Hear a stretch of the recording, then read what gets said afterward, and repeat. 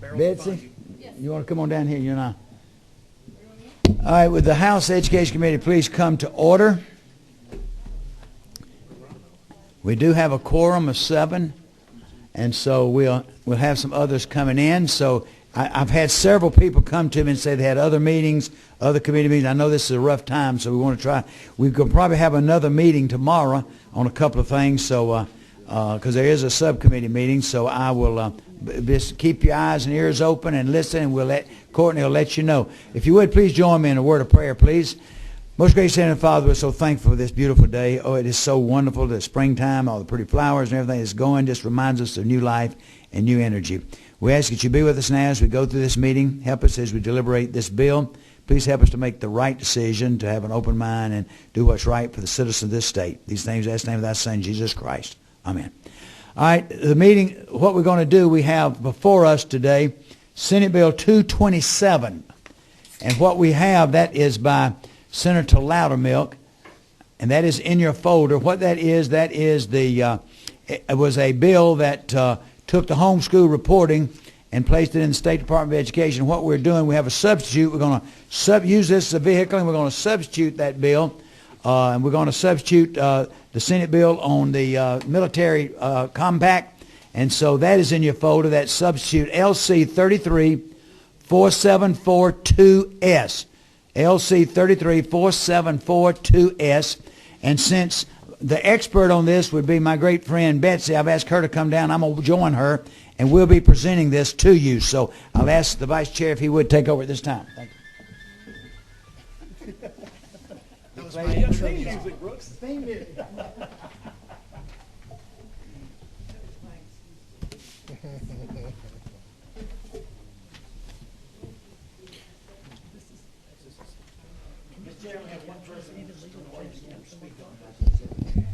Okay. Okay. Is your microphone on there, Mr. Chairman? You ready?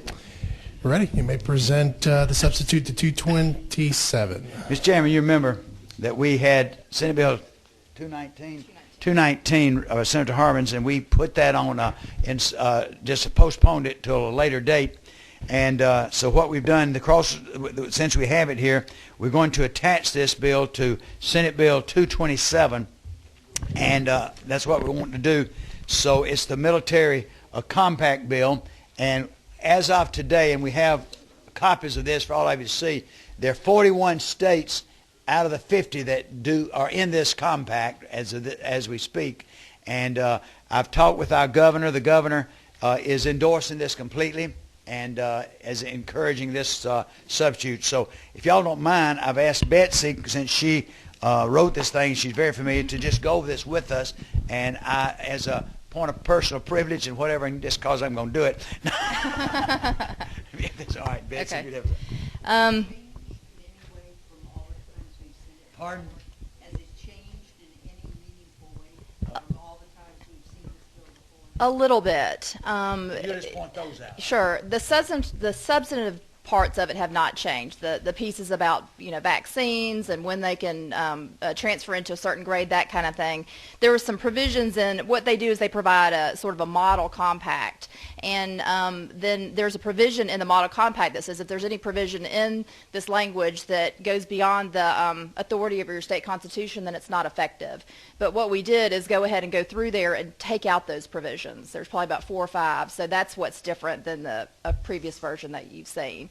There's things like in the original compact it said so each member state sends a delegate, and then they establish rules and regulations. And the compact said that those rules and regulations would then have the authority of statute in your own state. Well, that would be an unlawful delegation of the General Assembly's authority, so we couldn't agree to that. So it's we struck through probably about 4 or 5 different things that are like that. There was on the state council, the compact provides for each state to create a state council. And the model language had a legislative member on there. And as you all know, there's a separation of powers issue in Georgia. We can't do that. So I removed that. So that is, I guess, somewhat substantive. The rest of it, though, is the same. So I can either go through that, or if you have questions, or however you want to do it. Go through the whole bill? You've heard it 4 or 5 times. Mr. I think we We did hear the presentation by Senator Harbison, so maybe what we could do is just take questions and we can go right into it. And incidentally, his bill did pass in a different version. So some of the substantive provisions in the bill are actually in our state law, but we're not a member of the compact. So this will, do you remember that? It was yeah, it's 20. 20-2- It's Article, 140. yeah. So this will repeal those provisions if this bill is passed and replace it with the compact language. Right on. Representative Thomas. Thank you, Mr. Chairman. That actually was my question, because I know we had passed parts of the compact and put it Right. into code, so this is pulling that out That's and right. essentially making us members of the compact. Exactly. Okay, Exactly. so we don't have to go back and change our code every time something changes among Right. compact members. Right. It's actually on the last page of your bill in Section 2 is what repeals those current provisions. Okay, thank you.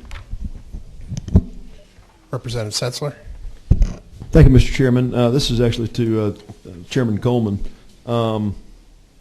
Senate Bill 227 language was something that was certainly important to me. I was of the impression coming to the committee today that the compact language was going to be added to the underlying 227 bill. I do understand that was added to the broader bill that Representative Dudgeon has. That's right, it has been. Is it the commitment of the chair that this language be maintained within that, Yes, even in sir. the conference committee? And the author of the bill is here, and I see him. I'd like to ask him to give you his assurances. I see that it will be, yes. Mr. Chairman, I'll let you call on. And if I I could, just want him to comment on it. just to the chairman, there was concern that this language from last year was broadly supported. I certainly support this language. I know as an organization, the Homeschool Legal Defense Association supports this language, did not support the other language that had been offered, and I just wanted a commitment across the board that be maintained through the process. Well, Representative Dudgeon. Yes, this exact language ended up in House Bill 706, which the Senate did agree to, vote favorably on Wednesday. There's a couple minor technical differences between the two bills not related to this. This language exactly appears in 706, and I talked to the Speaker's office, and it's on the calendar for a routine agree this week. So, Okay. I just have a question for Legislative Council in the sense the bill is being presented as a substitute to Senate Bill 227, but we don't have the language of the original bill. Is that an issue? Should this have been written as an amendment? Procedurally, it can be either way, but Okay. it basically just is completely replacing that language, and it's however you all would prefer to go. I chose to completely substitute. Okay. And there's nothing in front of it. So the language of the original Senate Bill 227 It's gone. Is going to House Bill 706. It's already Is there. what I see. Any other questions? You do have one comment, I'll show from the audience, and he's waited a long time. We will definitely address those. Representative Wait. Ash. What's the cost? The cost of this bill, I do. $50,000, and the governor's agreed that will be covered. Out of some funds that might have been used for something else. Yeah. Out of some funds that might have been used for something else.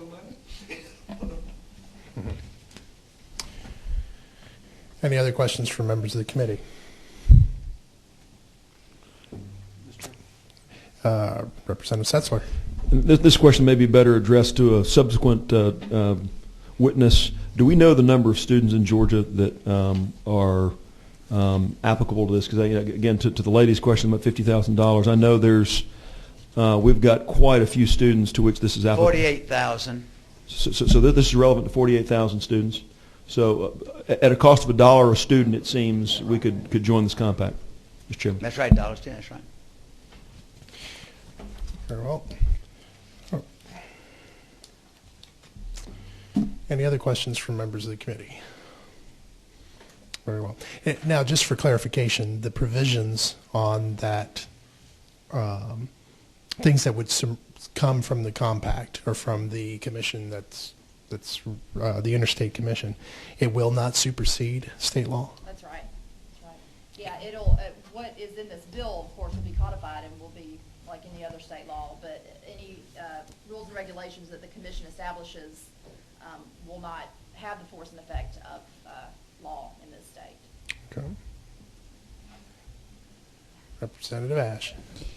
Is there any way in which it could be interpreted by the rest of Georgia's school children and families that military families are getting more favor, getting more permission, more leniency than they are?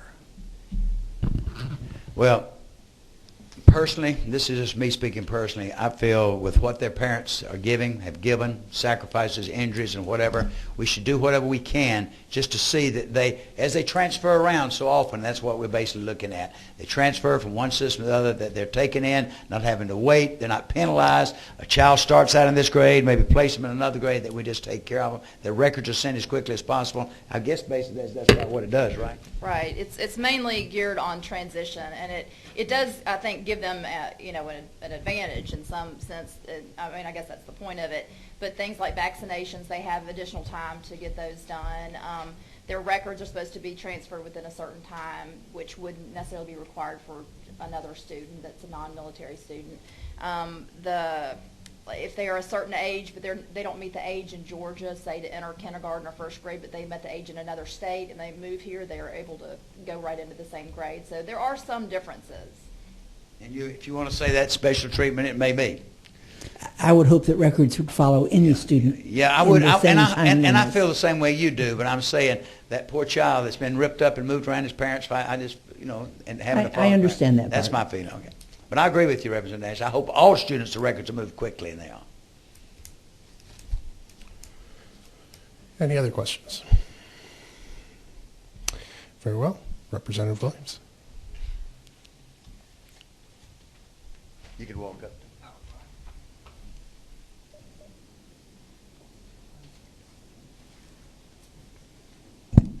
Thank you, Mr. Chairman. Let me just say this quickly so that I can address a couple of things.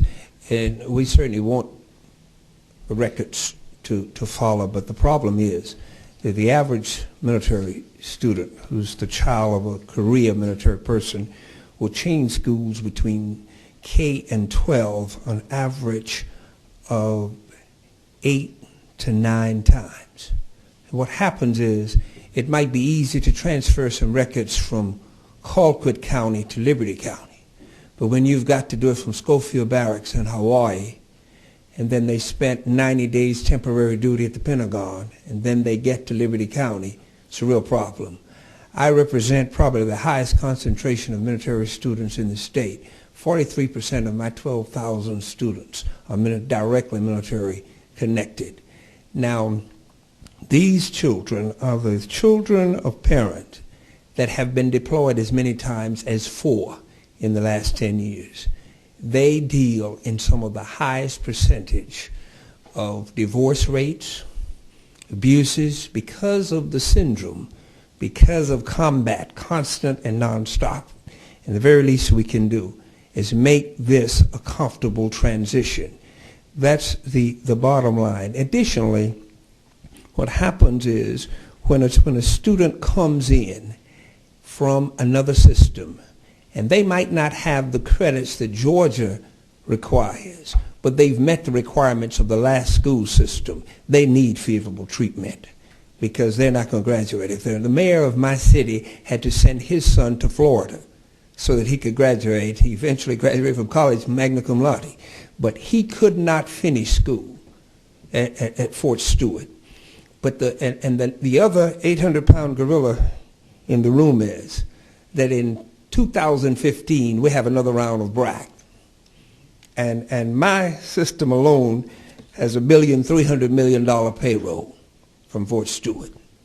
If you look at this map, we are the only state, excluding Arkansas, that is the heart of the military-industrial complex. Believe me, Campbell in Kentucky, Hood in Texas, Bragg in North Carolina, they would love for us to have a black eye where they could get a division. A brigade will cost you hundreds of millions of dollars. These people are doing what they need to do to be in position to put, as the Army and the military cuts back, and they are going to cut back, there's going to be a real fight for what's left and who is left, especially when we get rid of a couple of divisions in Germany.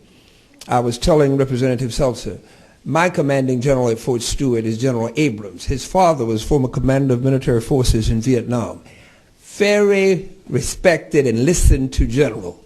He sent me 3 communiques urging us, that's who the Abrams tank is named after, urging us to do something with this. They're desperate. They don't understand. From the Pentagon back, they don't understand why Georgia, with the military presence that they have not passed this legislation. And I really think that we're kind of facing a $16 billion hit when we count all the military money that's spent in this county, in this state. 48,000 students at $1 apiece is what's standing between us and being in the military compact. I'll be glad to answer any questions, Mr. Chairman, if you have any. Representative Ash has a question. It's really a rhetorical question for anybody who can answer it. Why did Governor Perdue veto this legislation? Now, that's way over my pay grade as to why, living about 15 miles from Warner Robins Air Force Base, I don't know. I've had that question asked to me by a 4-star general in the Pentagon, and I answered him the same way. I have no idea. Do we have his veto message? I think it was funding. It was $50,000 facing $16 billion. My math didn't work.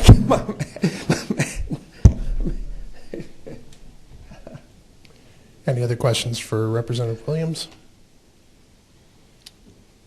Very well. Thank you, Representative. We do have one more request to speak, and it's Representative Spencer. Thank you, Mr. Chairman and committee members. As I represent Kings Bay Naval Base, and I just wanted to let you know that this is an important bill for Georgia, especially with BRAC coming. I've received multiple emails from officers, commanding officers, military dependents. So this is a very important bill for Georgia, and it will improve our reputation in the military community, and I ask for your favorable consideration. Thank you, Representative Spencer. Yes, sir. Number 12.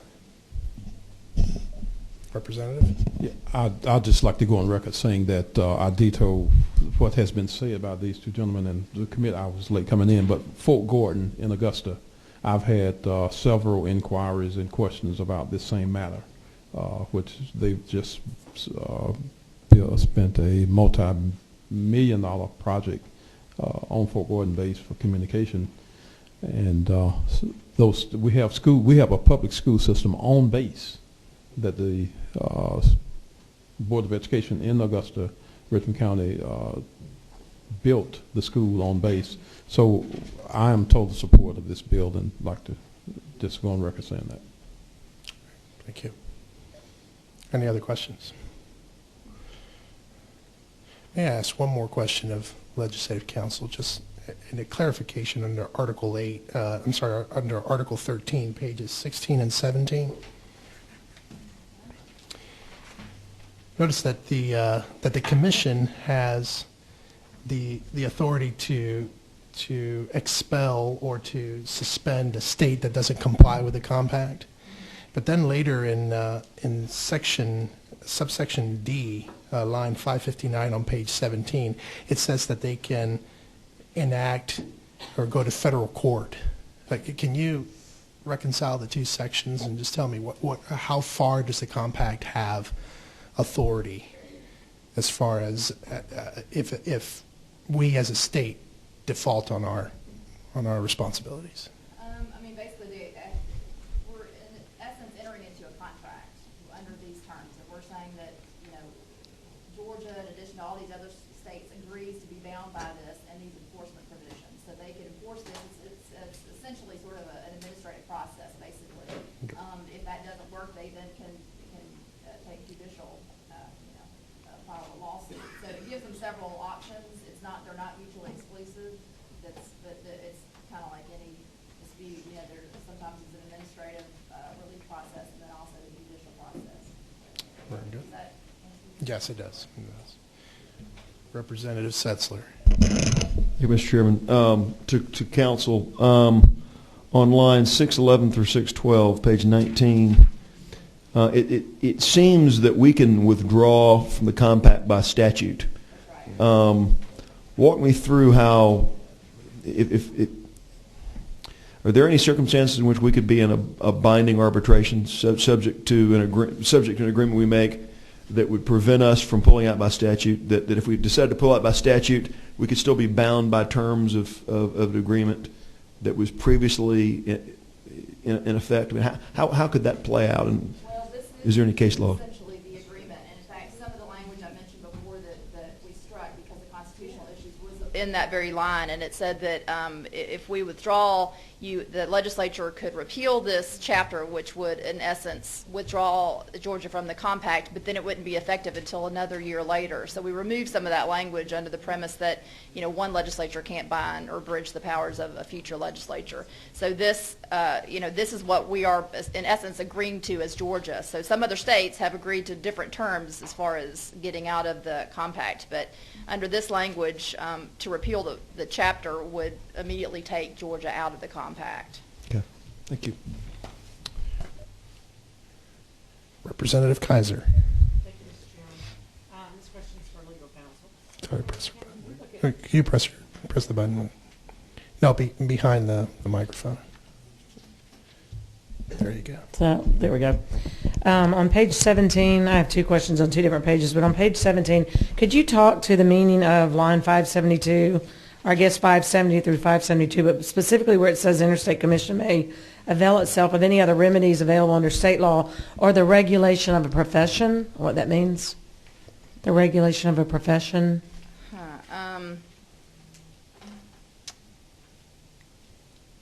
I mean, I'm assuming they're talking about the teaching profession. I'm not sure what other professions would come under this. So I actually don't know what the intent of that language is. I mean, maybe if there's some issue with, say, a principal or something not abiding by the compact or not doing what, we as Georgia has agreed to as a member state.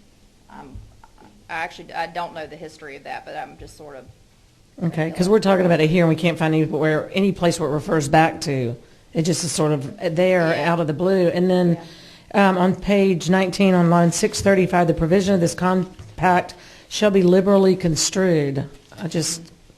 Both of those are kind of broad language that don't really refer back to anything, and that one is a little worrisome. Yeah, and that's not unusual language in something like this or in legalese generally. Basically they're wanting it to be in the favor of enforcing the compact, and if there's a question, they want it to default on the side of let's uphold the provisions of the compact in the terms of what Georgia's agreed to. So that's pretty standard language, that particular provision. Okay. Any other questions? Very well. We are ready for a motion. Very well. Move to pass SB 227 by committee substitute, LC version 334742S. Very well. Representative Setzler has made a motion for due pass by substitute. Representative Dudgeon. I'll second. I also want to make a quick point of comment when the right time too. Very well. The second has been made and we're ready for comments. Yes, I just want to say that I have to say that I formally object to taking an entire bill and replacing it, but because this is such a noble cause, I will deal with it in this case, but I just want to be on the record to say I object to replacing an entire bill. Thank you. Any other comments? Very well. We have a motion and a second. All in favor of the motion do pass Senate Bill 227 by substitute, please indicate by saying aye. Aye. All opposed? Very well. The bill passes. Thank you. And Representative Smith, in that coordinate, we'll be carrying it on the House floor. Very well. Representative Smith. For Senator. For the governor, brother. Sir? Richard Smith. Oh, I'm sorry. Yes, whichever Smith wants to. No further business? No further business? Yeah. again, just tell everyone, because you weren't here before, we may be meeting tomorrow or Wednesday. There's a hearing, he's not here, there's a hearing in the morning, tomorrow, on Senate Bill, 34? The Rachel Sackett bill. Who's on that subcommittee? Anybody here on that subcommittee? That will be heard, and depending the outcome of that, we'll see what we need to do. All right. Very well. We are adjourned.